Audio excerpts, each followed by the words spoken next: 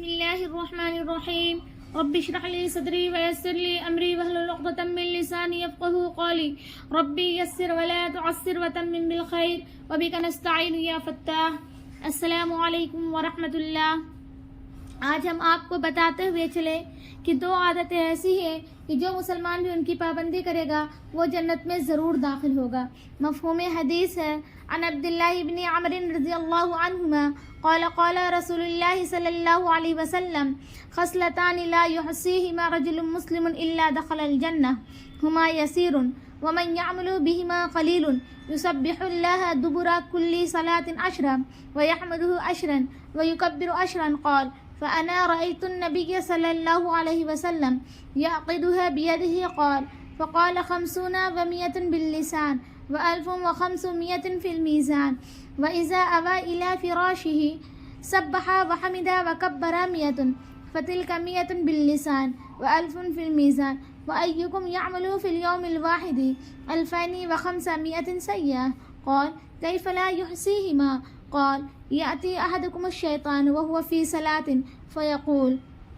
أذكر كذا أذكر كذا حتى شغله ولعله ألا يعقل ويأتيه في مضجعه فلا يزال ينومه حتى ينام۔ حضرت عبداللہ بن عمر رضی اللہ عنہما سے مروی ہے کہ رسول اللہ صلی اللہ علیہ وسلم نے ارشاد فرمایا، دو عادتیں ایسی ہیں کہ جو بھی انسان ان کی پابندی کرے گا وہ جنت میں ضرور داخل ہوگا۔ وہ دو عادتیں آسان ہیں لیکن ان پر عمل کرنے والے بہت کم ہیں۔ ایک یہ کہ ہر نماز کے بعد 10 مرتبہ سبحان اللہ، 10 مرتبہ الحمدللہ، 10 مرتبہ اللہ اکبر پڑھے۔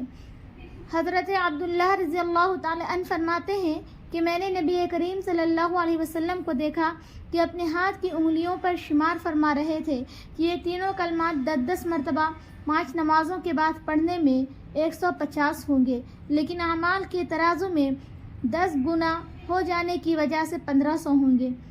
دوسری عادت آپ صلی اللہ علیہ وسلم نے یہ ارشاد فرمائی کہ جب انسان سونے کے لیے بستر پر آئے تو سبحان اللہ، الحمدللہ اور اللہ اکبر 100 مرتبہ پڑھے، اس طور پر کہ سبحان اللہ 33 مرتبہ، الحمدللہ 33 مرتبہ اور اللہ اکبر 34 مرتبہ پڑھ لیا کرے، کیونکہ یہ پڑھنے میں 100 کلمے ہو گئے جن کا ثواب 1000 نیکیاں ہوں گی۔